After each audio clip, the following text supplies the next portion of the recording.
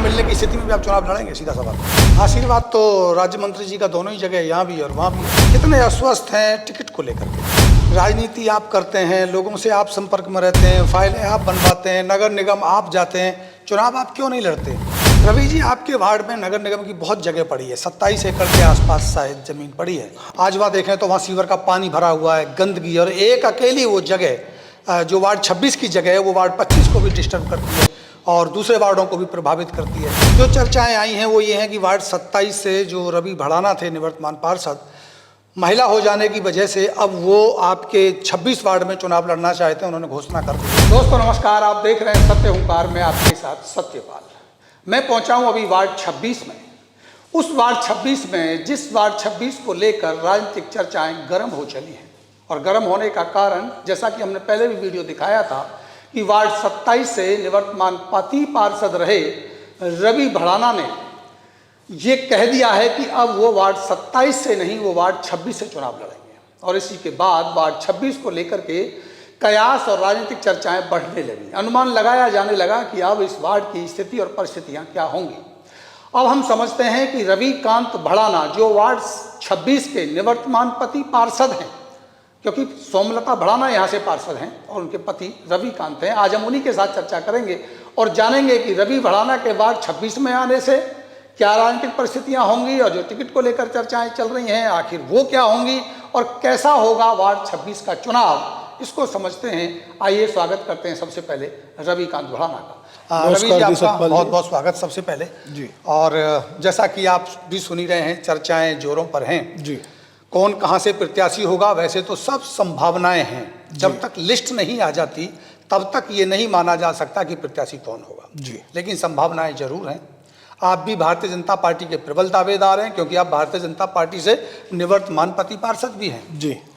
सबसे पहला सवाल कि क्या आप मान रहे हैं कि एक बार फिर भारतीय जनता पार्टी आप पर भरोसा जताएगी, और अगर भरोसा जताएगी तो भरोसा क्यों जताएगी?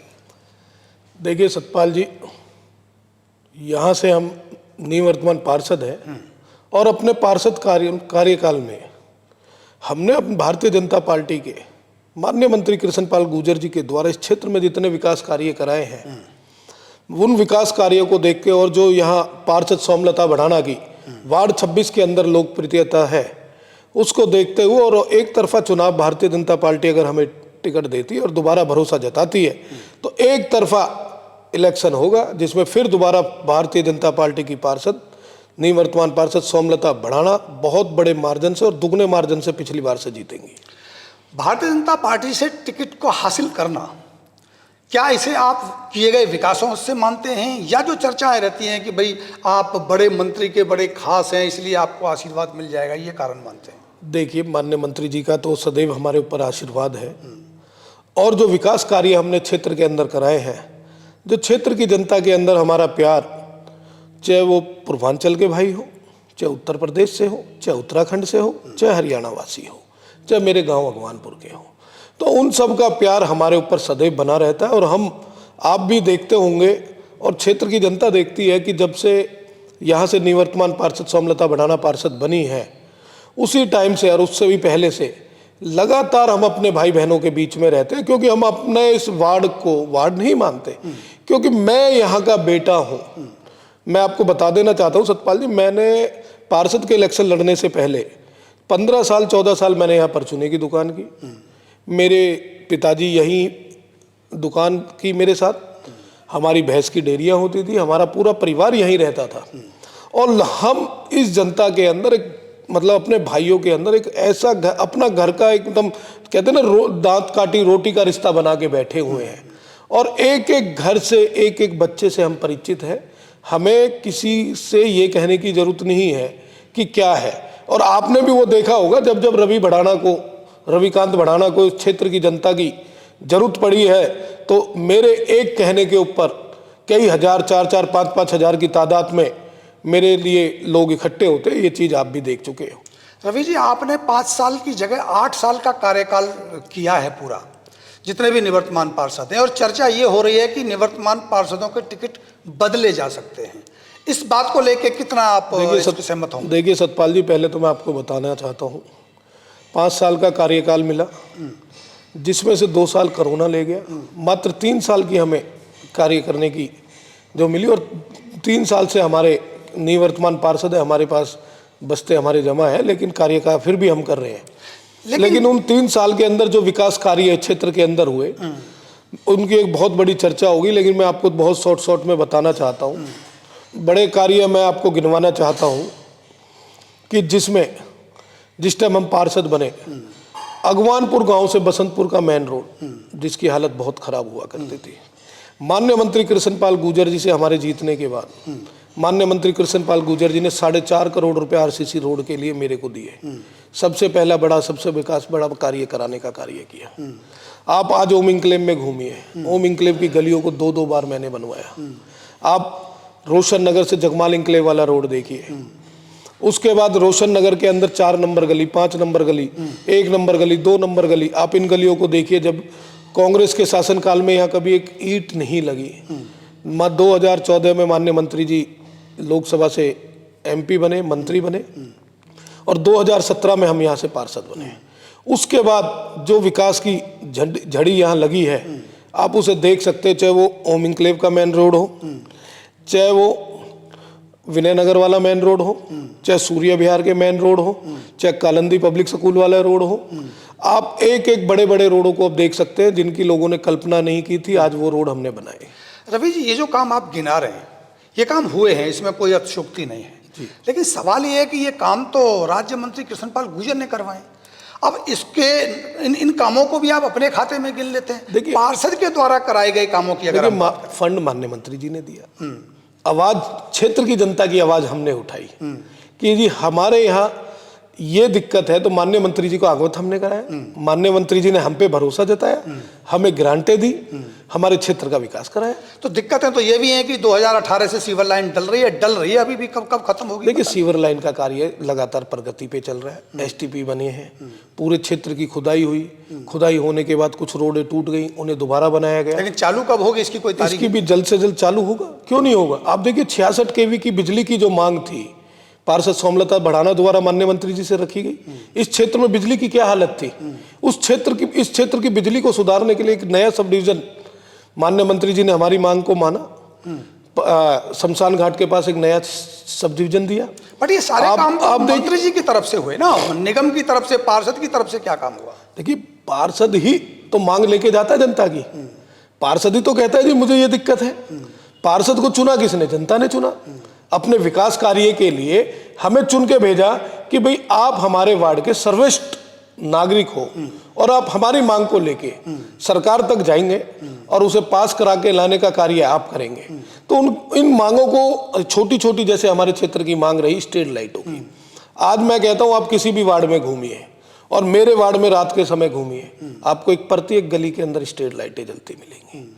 आप देखिए, आप पड़ोसी भी वार्ड है हमारे बगल में एक, उसकी स्थिति देखिए और मेरे वार्ड की स्थिति देखिए, उस पड़ोसी पार्षद को भी देखिए और हमें देखिए। आज आप हमारी गलियों में घूमिए, कहीं आपको अगर तार जमीन पे लटका दिख जाए तो मैं उसका जिम्मेवार हूं। एक एक गली के अंदर खंबे, नए तार पीवीसी चढ़े हुए, कम से कम 300 ट्रांसफार्मर पार्षद सोमलता बढ़ाना के कार्यकाल में, और करीब 2000 खंबे, जिनकी मैं गिनती और बाई रिकॉर्ड आपको दिखा सकता हूं, जो हमने पास कराए बिजली विभाग से। माननीय मंत्री जी का आशीर्वाद रहा और हमने पास करा के एक एक गली से बिजली की समस्याएं खत्म कर दी। जिनकी ओर आपका इशारा है, पड़ोसी वार्ड की आप बात कर रहे हैं, वो तो कहते हैं मैं बिजली मंत्री के नाम से मुझे जाना जाता है, सारे बिजली के तार और खंभे तो हम नहीं लगा। देखिए, मैं उस बात पे ज़्यादा नहीं जा पाऊंगा, क्योंकि इस क्षेत्र की जनता, अड़ोसी पड़ोसी वार्ड की बात है, इस क्षेत्र की जनता को पता है।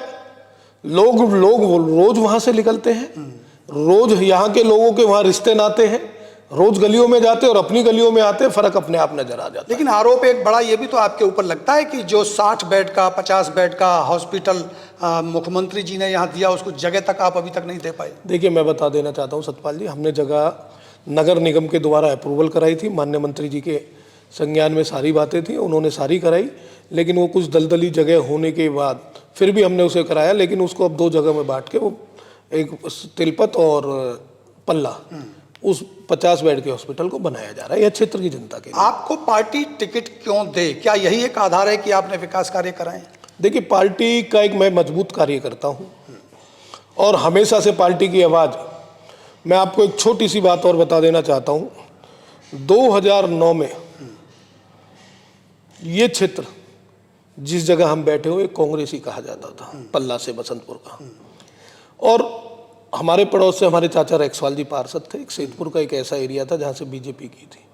उसके बाद अगर पसंतपुर से और अगवानपुर तक के एरिया को अगर भारतीय जनता पार्टी के एक एक आदमी को जनाने का कार्य किया तो पार्षद सोमलता बढ़ाना नहीं किया। क्योंकि लगातार यहाँ तो बहुत लंबे समय से तो राज्य मंत्री कृष्णपाल गुर्जर का ही शासन है। देखिए, माननीय मंत्री जी 2014 में उससे MP पहले बने, उससे पहले विधायक। लेकिन क्या था कि यहाँ एक मोहर थी कांग्रेस की इन वार्डों में कि ये क्षेत्र कांग्रेसियों का है। लेकिन उस क्षेत्र को अगर आज बीजेपी का बनाने का कार्य किया तो वो पार्षद सोमलता बढ़ाना ने माननीय मंत्री कृष्णपाल गुर्जर जी ने किया। आप आश्वस्त हैं कि पार्टी आपको टिकट देगी? मैं एकदम आश्वस्त हूँ, क्योंकि पार्टी माँ है और पार्टी का आदेश होगा, सर्वमान्य होगा, और मैं एकदम अपने टिकट को लेकर आश्वस्त हूँ। अगर आपको टिकट मिल ही जाता है तो फिर जनता आपको वोट क्यों दे? जनता मुझे वोट देगी कि ये बेटा रात दिन उनके सुख में दुख में 24 घंटे, बारिश हो रात हो, अगर उन्हें एक कील भी लगती है तो वो रवि के दिल पे लगती है, अगर उन्हें चैटी भी काटती है तो रवि के दिल पे काटती है। क्योंकि इस रवि ने 14 साल पर चूने की दुकान की है। मैंने वो हालत देखी है कि 15-15 दिन लाइटें नहीं होती थी, आने के लिए रास्ते नहीं होते थे, गड्ढे होते थे, हमारे बच्चे स्कूल नहीं जा पाते थे। मैंने वो दिन देखे हैं कि जब यहाँ उघाइयाँ होती थी ट्रांसफार्मर के नाम पर, मैंने वो दिन देखे कि फ्यूज लगाने के नाम पे उघाइयाँ करते थे लोग। आज उस प्रथा को बंद कराने का कार्य अगर किसी ने किया है तो पार्षद सोमलता बढ़ाना, रविकांत बढ़ाना ने किया है। रवि जी, एक बड़े आरोप ये भी लगते हैं, आपने कई बार कहा कि भारतीय जनता पार्टी के लोग हैं, भारतीय जनता पार्टी हमने बनाई है, लेकिन जब चुनाव आता है विधानसभा का तो बात अलग हो जाती है, जब लोकसभा का आता है जब बात अलग हो जाती है। आरोप ये लगे, मैं ये नहीं कहूँगा इंडिविजुअली कि भाई आप पे लगे किस पे लगे, कि भाई यहाँ कहीं ना कहीं भारतीय जनता पार्टी के लोगों ने विद्रोह किया और कांग्रेस के प्रत्याशी को समर्थन किया। क्या इस आरोपों में भी आप कहीं ना कहीं अपनी बात रखेंगे? देखिए, मैं आपको बताना चाहता हूँ सतपाल जी, अगर विद्रोह होता तो इतनी बड़ी जीत भारतीय जनता पार्टी की नहीं होती। माननीय मंत्री कृष्णपाल गुर्जर की यहाँ से लीड देखिए, एक एक पार्षद, एक एक कार्यकर्ता भारतीय जनता पार्टी के लिए काम किया। चाहे वो विधायक का इलेक्शन हो, आप उनमें भी देखिए, हर बूथ की आप आजकल तो हर बूथ की आपको डिटेल मिलती है। कोई एक बूथ बताइए जहाँ से हार के गए हो, मुझे बताए तो सही। आरोप किस बात का लगाया जा रहा है? किसी पार्षद ने अगर विद्रोह किया तो मुझे उस पार्षद के विद्रोह का ये तो बताइए कि कौन से बूथ से, किस वार्ड से हारे हैं। देखिए, कोई विद्रोह नहीं है, ये तो सिर्फ मनगढ़ंत कहानियां हैं और लोग अफवाह उड़ाते हैं। उन बातों से कुछ होगा नहीं, क्यों हम सब भारतीय जनता पार्टी के सच्चे सिपाही हैं। पूर्वांचल के बहुत बड़ी बात अब आ रही है कि भाई पूर्वांचल के लोगों का सहयोग समर्थन मिलना चाहिए, उनको टिकट दिया जाना चाहिए, और वार्ड 26 में सबसे ज़्यादा मांग उठ रही है पूर्वांचल को टिकट देने की। देखिए, पार्टी, ये एक निर्णय पार्टी लेगी, पार्टी के आला अधिकारी लेंगे, बड़े अधिकारी लेंगे, जो पार्टी का आदेश होगा वो सर्वोप्रिय होगा।